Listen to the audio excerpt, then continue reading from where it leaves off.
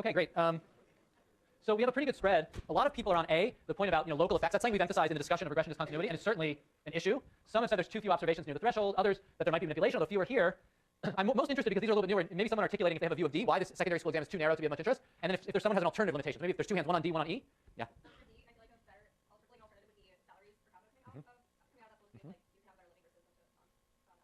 Okay, and so the idea is even if you do just as well academically, these national schools are like mingling with the future elite, and maybe that has huge effects for you that just aren't captured on a test, something like that. Okay, so that's one for D. Is there a related one for D, or just a different limitation in E that you can articulate?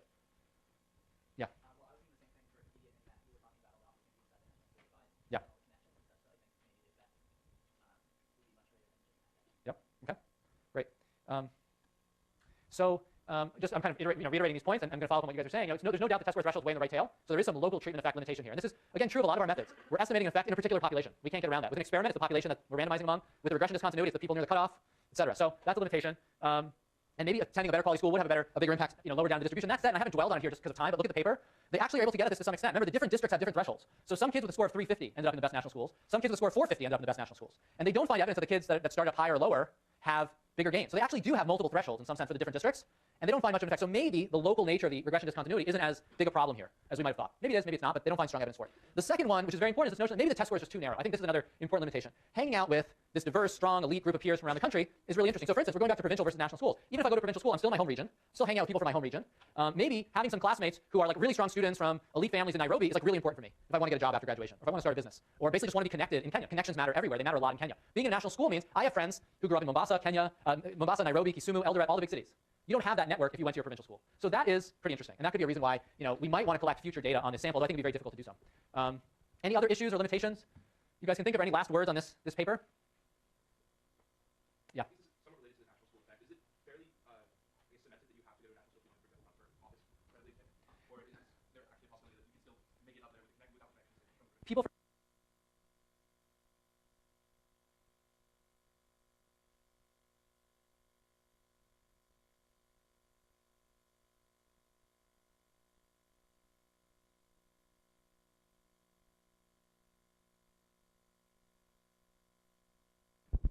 So graduates of national schools are like wildly overrepresented in every elite sphere of Kenyan society. That said, there's plenty of people who don't come from those backgrounds. And there's sort of different paths to success in Kenyan politics and business, but going to a elite national school is just like the standard stepping stone. So it's seen as being pretty important.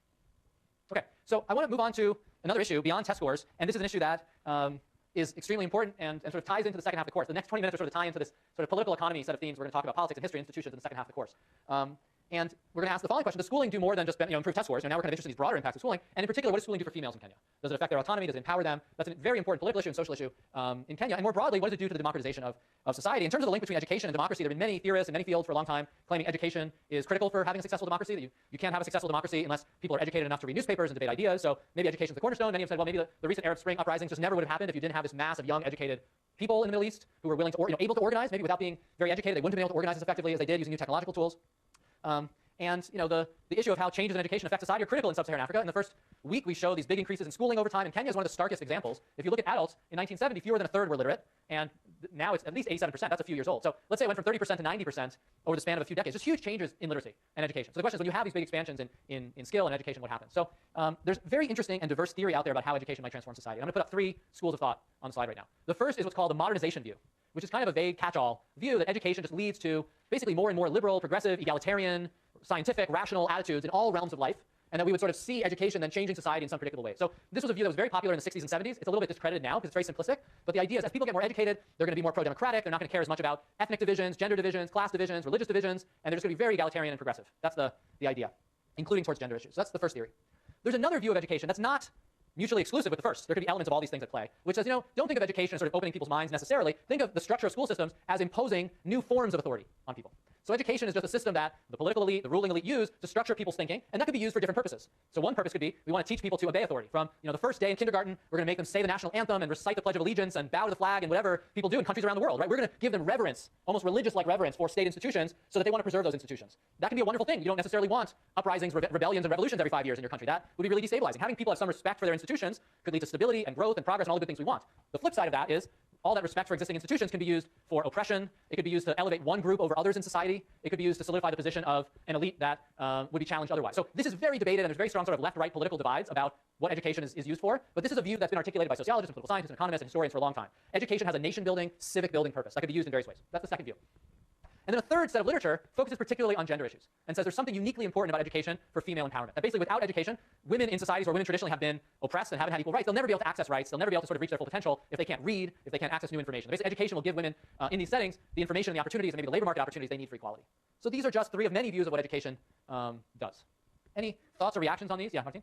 Follow up on where you said they have an economic, like that has education women have economic, it has, like, 50% of the population suddenly is going to go from like nothing schools to even kids. Yeah, that's right. So it's just going to have a direct effect on economic productivity, even beyond these effects on empowerment, presumably, right? So all of this is kind of like ignoring the human capital impact of education. We've been thinking in investments in human capital terms, like you get schooling to get better test scores and get higher wages. That's how we were thinking of Lucas and Beatty and Girls Scholarship Program and the Worming even. Like, okay, we're investing in people so they can be more productive. Now we're kind of pivoting to a different part of the course when we're thinking about social and political issues and kind of opening up these other possibilities, but it doesn't negate everything you just said. There's just a different perspective. Okay. So why is this issue important in Kenya? Well, it's important in many African countries, including Kenya. These are just some summary statistics or ideas about why. In surveys among women, surveys taken in private where there's an attempt to get accurate data, 75% of Kenyan women say, and I think it was in the last 6 months, say they've been the victim recently of domestic violence. 75%. Most people who do those surveys think that's an underestimate because they may not want to, they may be embarrassed or they may not want to tell the surveyor the number. So the vast majority of Kenyan women are experiencing domestic violence. Traditionally, parents also determined marriage patterns for their daughters, although that is changing now, and we'll show some data on that. Typically, wives were bought through bride price. That was the tradition in most of rural Kenya. 10 cows for a wife, something like that. That was the price. There are few female lawmakers or politicians in Kenya. Very few leaders, no presidents, prime ministers, etc. That said, things are starting to change. With all the changes in education, things are starting to change. The gender gap is narrowing in schooling in Kenya. And among the youngest kids, it's narrowed now.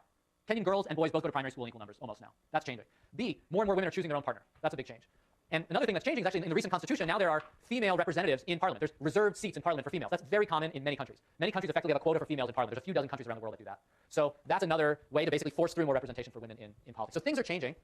And there's a question about how educating women is changing their attitudes. How much of these changes is due to the schooling of women? How else is education changing their attitudes? And I'm going to pose a question on a clicker slide now that's going to be related to some of the results I'm going to show about a very particular attitude. So the question I'm going to ask is, sitting here now, based on your views of the world, if you haven't read through this, the paper, and let me start the clicker poll. Do you think education, say more educated women in Kenya would end up having different views about political violence? Now that's not some abstract question in Kenya. There's a lot of political violence in Kenya. There have been violence around a lot of elections. Do you think the more educated women would be more opposed to political violence, less opposed to political violence, no change, or is it kind of too hard to understand?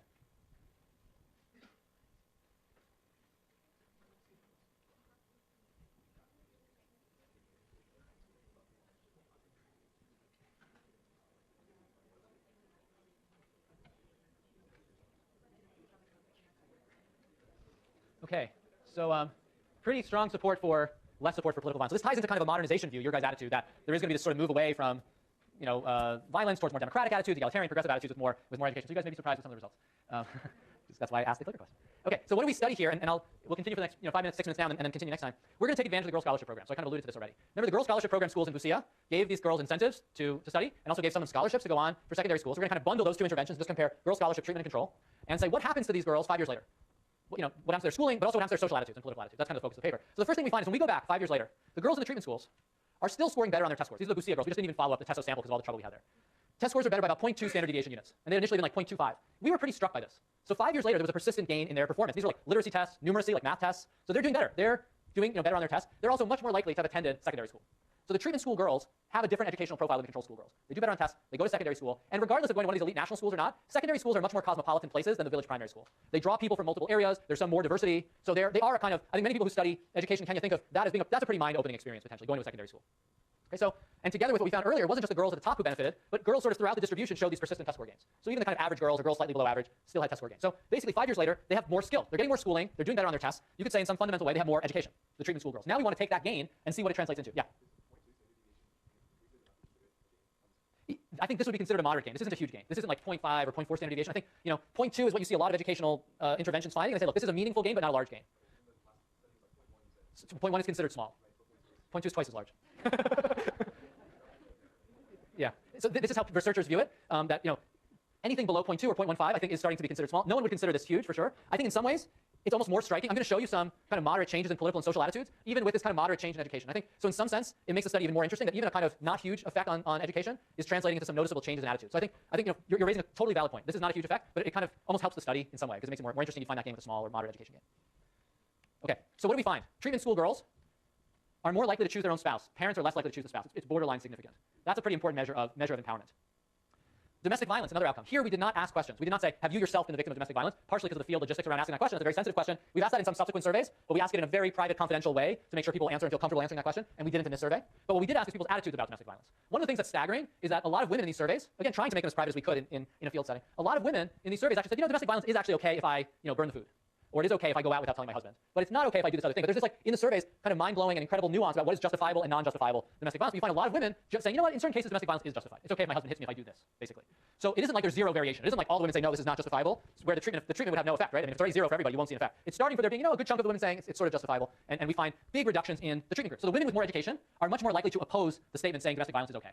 So that's interesting. We don't have the behavior, but at least they're more vocal in saying, no, I oppose domestic violence, basically across the board, relative to the control group women. So this is heartening. And what I'm going to show you in this table, just focus on this column. This is the treatment effect. This is the coefficient on treatment, and this is the domestic violence number. So let me interpret this one for you. This is the average in the control group. This is on a scale from 0 to 1, where 0 means they oppose domestic violence in all cases, and 1 means it's okay in all cases. Oh, sorry. Clicker box.